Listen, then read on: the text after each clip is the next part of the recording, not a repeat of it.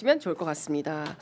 자, 본격적인 얘기를 좀 해봐야 될 것 같은데요. 방금 전에 제가 말씀드린 대로 저희는 간단한 한 줄 속보만 받았는데 정청래 대표가 사퇴를 했나요? 김은지 네. 기자님 어떤 내용인지 좀 정리해 주세요. 네. 오늘 정청래 대표가 사퇴한다라고 하는 사실은 좀 많이 알려져 있었는데요. 최고위원회 회의를 주재하고 끝으로 본인의 사퇴 이야기를 한 것으로 보입니다. 그러니까 지금 사퇴한다는 것은 곧 연임에 도전하겠다는 뜻으로 좀 이해할 수 있기 때문에 사실상 연임 도전을 좀 공식화했다 이렇게 봐야 될 것 같고요. 관련해 가지고는 이재명 대통령이 성공해야지 나도 성공한다. 뭐 걱정하지 마라 이런 이야기를 하고 있다라고 하는데 정 대표가 지난 이재명 정부 1년 성과를 좀 정리해서 당 대표실에 게재하는 모습도 보였다라고 합니다. 우선은 이제 전당대회 모두가 본격화된다 이렇게 이해하면 될 것 같습니다. 네. 구경 기자 어떻게 보십니까? 지금 저도 방금 전에 이제 그 나온 여러 가지 원고 내용들을 살펴보고 있었는데 가장 이제 그 중심이 되는 문장 같은 경우에는 이런 말을 했습니다. 저는 강력한 개혁 당대표의 깃발을 올렸습니다. 당원 주권 정당 1인 1표, 검찰 개혁, 언론 개혁, 사법 개혁 어느 것 하나 쉬운 것이 없었습니다. 이렇게 말을 하면서 어제의 개혁을 다 했다 하여 오늘의 개혁을 멈추면 내일을 열 수가 없습니다. 이런 말을 했기 때문에 아마도 사실상 오늘의 사퇴 선언이라는 것이 차기 당대표 도전 수순이라고 한다면은 어떤 깃발을 들고 선거를 치를 것인가, 전당대회에서 개혁의 깃발을 들고 나는 승부를 볼 것이다. 이런 선언을 했다고 평가할 수 있을 것 같습니다. 네.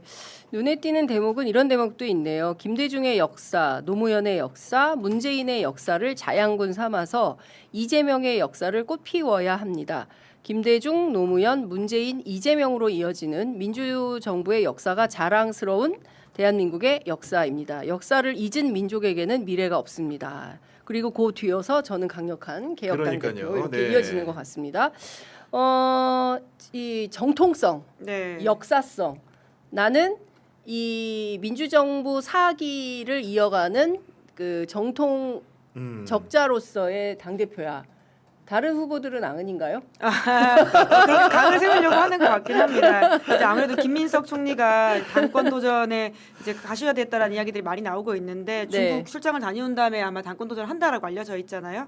이제 그런 차원에서는 사실 김민석 총리는 과거에 탈당을 했던 이력들이 있기 때문에 이제 그런 걸 좀 각을 세우려고 하는 게 아닌가 보이기도 하고요. 뿐만 아니라 송영길 대표도. 네, 송영길 의원 같은 경우에도 탈당을 했던 이력, 물론 본인의 자의가 아니긴 합니다만은 이제 다른 당을 만들어서 출마했던 경력까지 있어서 본인으로서는 가장 이제 내세울 수 있는 특히나 당내 선거이기 때문에 강점이라고 한다면 그런 부분들을 좀 중점적으로 메시지에 쓰지 않았을까 싶긴 합니다. 네, 뭐 근데 또 이제 후반부에 그 개혁이라는 그 원론에 대해 설명을 하면서 결국은 네.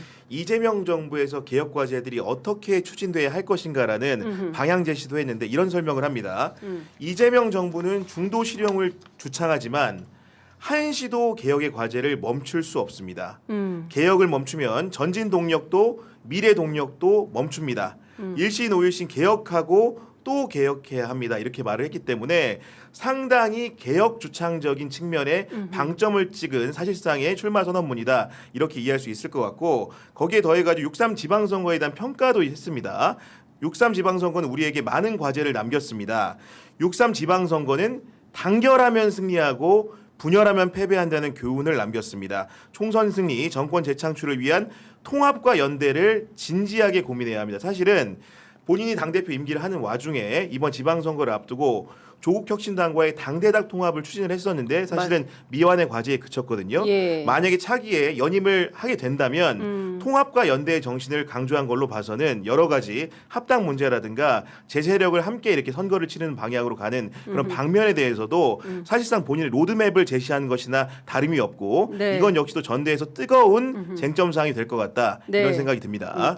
지금 뭐 저도 꼼꼼히 읽어보니까 이거는 당대표 사퇴가 아니라 선언문이에요. 출마 선언문이죠. 출마 선언문에 예. 이제 비슷한 내용인데 뭐 이런 겁니다. 전국에서 만난 많은 사람들이 저에게 제일 많이 하시는 말씀이 1인 1표제 해주셔서 감사합니다입니다.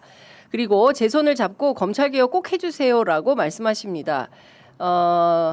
그리고 이러쿵 저러쿵 누가 뭐래도 이재명 대통령을 끝까지 지킬 사람은 저 정청래입니다. 네. 이재명 대통령과 저는 정치적 운명 공동체이자 한몸 공동체입니다. 이런 표현을 썼습니다. 어쨌든 그 이제 정통성을 굉장히 강조하고 그리고 이 당의 역사성을 이어갈 유일한 적자는 정청래 나다. 이제 이런 네. 걸 선언하는 그런 선언문으로도 보입니다. 어쨌든 말씀 주신 대로 본격적으로 전대의 깃발이 올랐다. 그렇죠. 이렇게 네. 전대 신호탄이 올랐다. 이렇게 되었고요. 방금 전에 김용민 의원이 페이스북에 글을 올렸어요. 검찰 개혁 지금 하면 됩니다. 김민석 총리, 정청래 대표 모두 결정권을 가진 현직에 있으시고 개혁 의지도 밝혔으니 지금 논의해서 결론 냅시다. 저를 법사위원장 지명해서 같이 논의합시다. 아. 그리고 전당대회 출마하시면 더 큰 지지를 받을 것입니다. 법사위원장. 그러면 전당대회 출마한다는 말이 많았었는데 전당대회 출마하기보다는 법사위원장으로 좀 길을 틀었다라고 봐야 되겠네요. 근데 또 뭐 라디오 인터뷰나 이런 거 보면은 네. 또 그렇게 확 든 것 같진 않아요. 아. 열어두고 지금. 예. 당대표 출마 관련해서는 다음 주에 인터뷰하기로 했는데. 아 그래요? 그러니까 열어두고 있는 거예요. 일단 법사위원장 시켜줘. 밸런스 게임 해야 될 것 같은데요. 당대표 vs 법사위원장. 원포인트 법사위원장을 원하는 건가 지금. 아, 예. 네.